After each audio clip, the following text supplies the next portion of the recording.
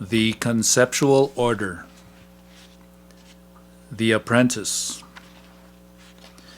The apprentice was the last unit of the operative order.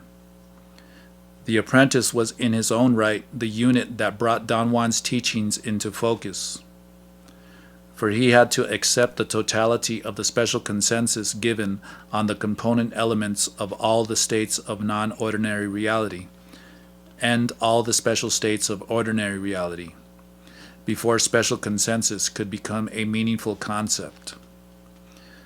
But special consensus, by force of being concerned with the actions and elements perceived in non-ordinary reality, entailed a peculiar order of conceptualization, an order that brought such perceived actions and elements into accordance with corroboration of the rule.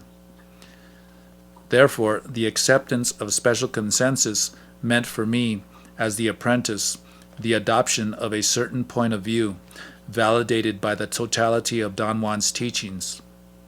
That is, it meant my entrance into a conceptual level, a level comprising an order of conceptualization that would render the teachings understandable in their own terms. I have called it the conceptual order because it was the order that gave meaning to the unordinary phenomena that formed Don Juan's knowledge. It was the matrix of meaning in which all individual concepts brought out in his teachings were embedded.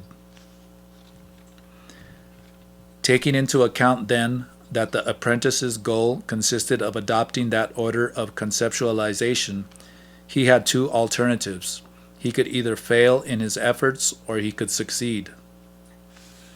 The first alternative, failure to adopt the conceptual order, meant also that the apprentice had failed to achieve the operational goal of the teachings.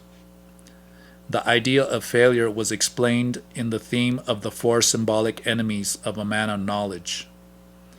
It was implicit that failure was not merely the act of discontinuing pursuit of the goal, but the act of abandoning the quest completely under the pressure created by any one of the four symbolic enemies.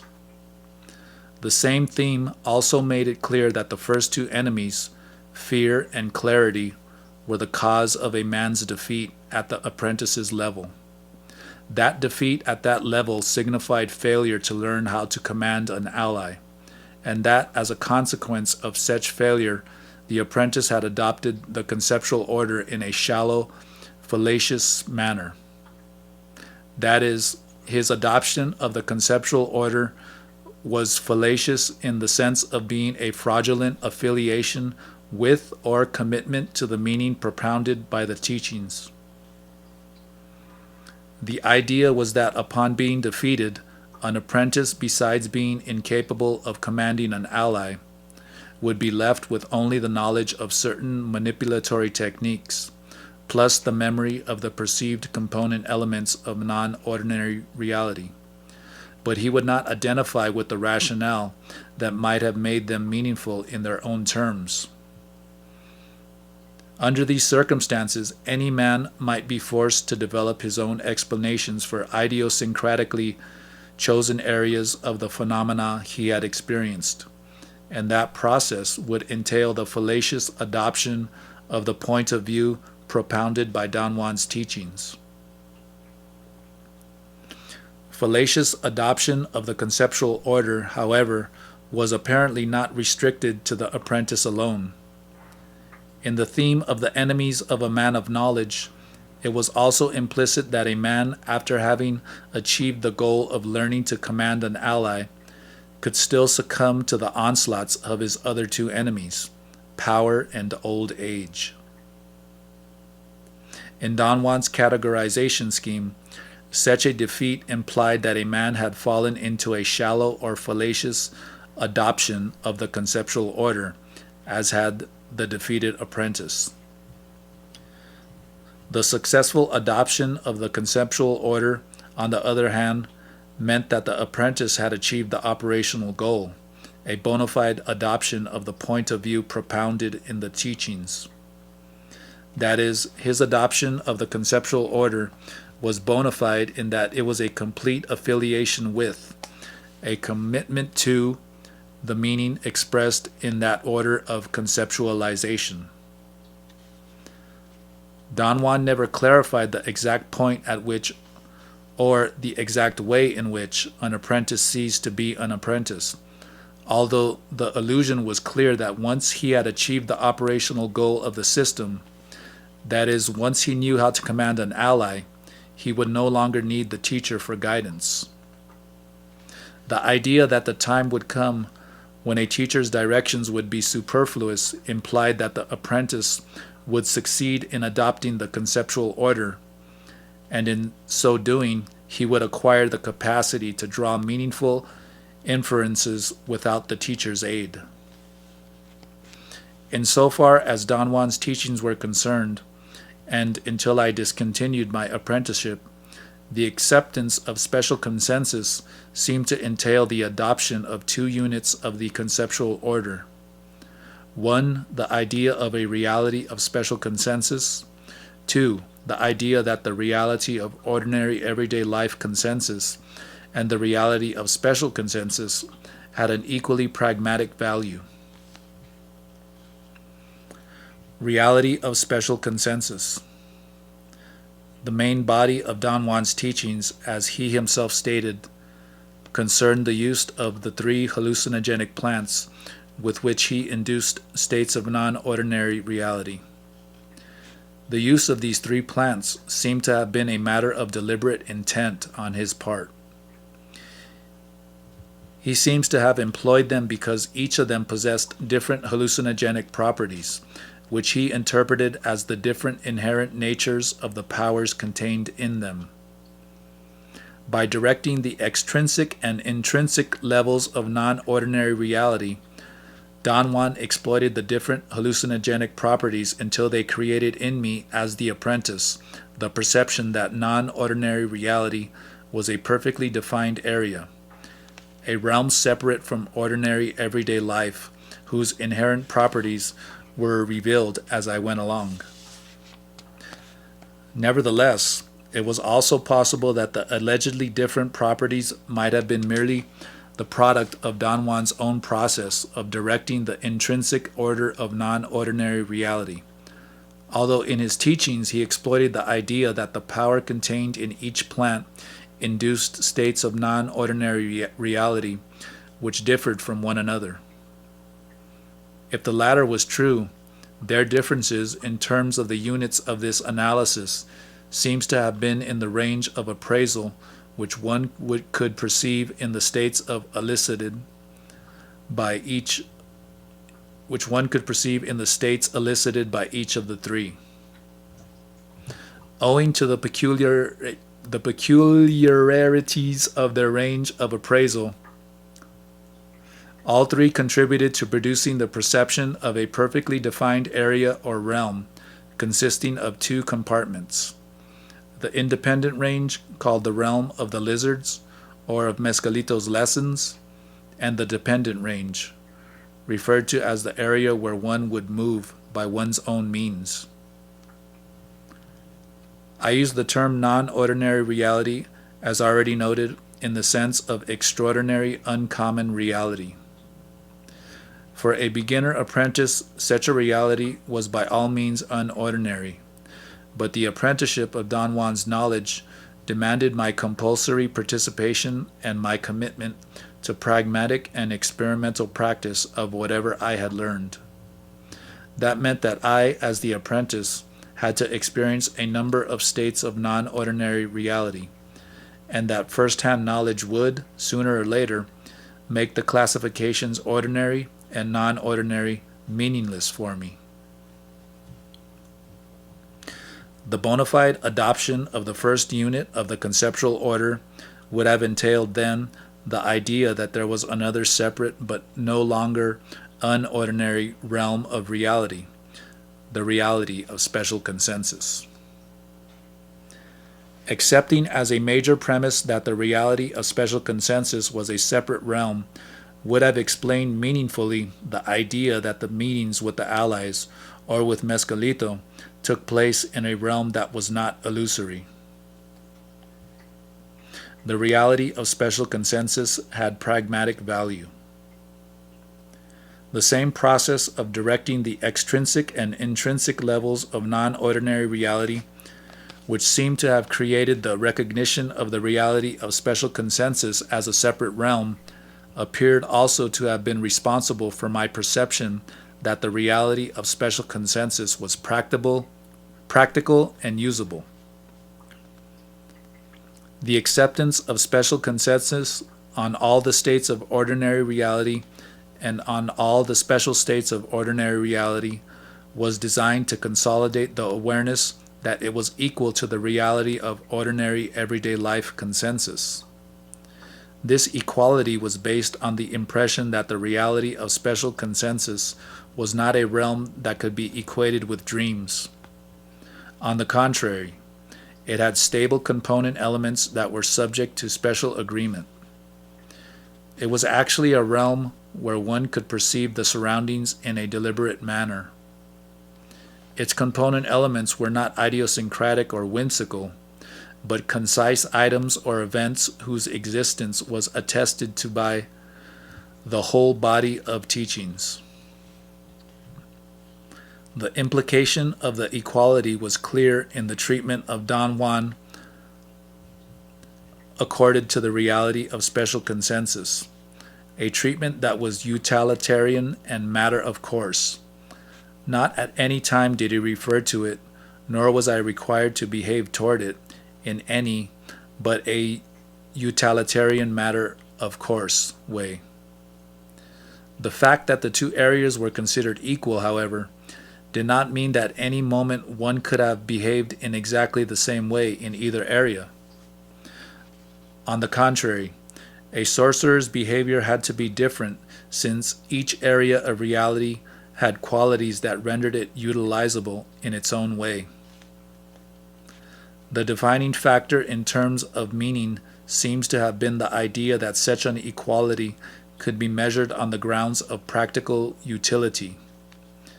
Thus, a sorcerer had to believe that it was possible to shift back and forth from one area to the other, that both were inherently utilizable, and that the only dissimilarity between the two was their different capacity for being used, that is, the different purposes they served. Yet their separateness seemed to be only an appropriate arrangement that was pertinent to my particular level of apprenticeship, which Don Juan used for making me aware that another realm of reality could exist. But from his acts, more than from his statements, I was led to believe that for a sorcerer, there was but one single continuum of reality, which had two, or perhaps more than two, parts from which he drew inferences of pragmatic value. The bona fide adoption of the idea that the reality of special consensus had pragmatic value would have given a meaningful perspective to movement. If I had accepted the idea that the reality of special consensus was usable because it possessed inherently utilizable properties which were as pragmatic as those of the reality of everyday consensus, then it would have been logical for me to understand why Don Juan exploited the notion of movement in the reality of special consensus at such great length. After accepting the pragmatic existence of another reality, the only thing a sorcerer had to do would be to learn the mechanics of movement. Naturally, movement in that instance had to be specialized, because it was concerned with the inherent pragmatic properties of the reality of special consensus. Summary. The issues of my analysis have been the following. 1. The fragment of Don Juan's teachings, which I have presented here, consisted of two aspects: the operative order, or the meaningful sequence in which all the individual concepts of his teachings were linked to one another, and the conceptual order, or the matrix of meaning, in which all the individual concepts of his teachings were embedded. 2. The operative order had four main units with their respective component ideas. 1. The concept, man of knowledge. 2. The idea that a man of knowledge had the aid of a specialized power, called an ally. 3. The idea that an ally was governed by a body of regulations called the rule. And 4. The idea that the corroboration of the rule was subject to special consensus. 3. These four units were related to one another in the following manner. The goal of the operative order was to teach one how to become a man of knowledge. A man of knowledge was different from ordinary men because he had an ally. An ally was a specialized power, which had a rule. One could acquire or tame an ally through the process of verifying its rule in the realm of non-ordinary reality, and through obtaining special consensus on that corroboration. 4. In the context of Don Juan's teachings, becoming a man of knowledge was not a permanent accomplishment, but rather a process. That is to say, the factor that made a man of knowledge was not solely the possession of an ally, but the man's lifelong struggle to maintain himself within the boundaries of a system of beliefs. Don Juan's teachings, however, were aimed at practical results, and his practical goal in relation to teaching how to become a man of knowledge was to teach how to acquire an ally through learning its rule. Thus, the goal of the operative order was to provide one with special consensus on the component elements perceived in non-ordinary reality, which were considered to be the corroboration of the ally's rule. 5. In order to provide special consensus on the corroboration of the ally's rule, Don Juan had to provide special consensus on the component elements of all the states of non-ordinary reality and the special states of ordinary reality elicited in the course of his teachings. Special consensus, therefore, dealt with unordinary phenomena, a fact that permitted me to assume that any apprentice, by accepting special consensus, was led into adopting the conceptual order of the knowledge being taught. 6. From the point of view of my personal stage of learning, I could deduce that up to the time when I withdrew from the apprenticeship, Don Juan's teachings had fostered the adoption of two units of the conceptual order. 1. The idea that there was a separate realm of reality, another world, which I have called the reality of special consensus. 2. The idea that the reality of special consensus, or that other world, was as utilizable as the world of everyday life. Nearly 6 years after I had begun the apprenticeship, Don Juan's knowledge became a coherent whole for the first time. I realized that he had aimed at providing a bona fide consensus on my personal findings. And although I did not continue because I was not, nor will I ever be, prepared to undergo the rigors of such a training, my own way to meet his standards of personal exertion was my attempt to understand his teachings. I felt it was imperative to prove, if only to myself, that they were not an oddity. After I had arranged my structural scheme and was capable of discarding many data that were superfluous to my initial effort to uncovering the cogency of his teachings, it became clear to me that they had an internal cohesion, a logical sequence that enabled me to view the entire phenomena in a light that dispelled the sense of bizarreness, which was the mark of all I had experienced. It was obvious to me then that my apprenticeship had been only the beginning of a very long road, and the strenuous experiences I had undergone, which were so overwhelming to me, were but a very small fragment of a system of logical thought from which Don Juan drew meaningful inferences for his day-to-day life, a vastly complex system of beliefs in which inquiry was an experience leading to exaltation.